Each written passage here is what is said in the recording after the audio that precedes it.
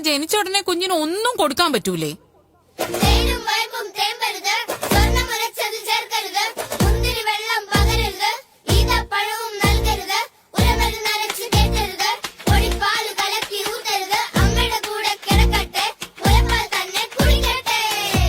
എണ്ണ തേക്കാവോ? പക്ഷേ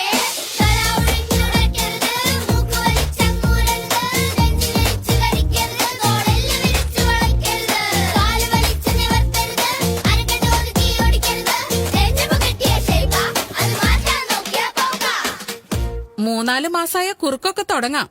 അമ്മയ്ക്ക് ഉറക്കവും കിട്ടും, കുഞ്ഞിന് തൂക്കവും വെക്കും.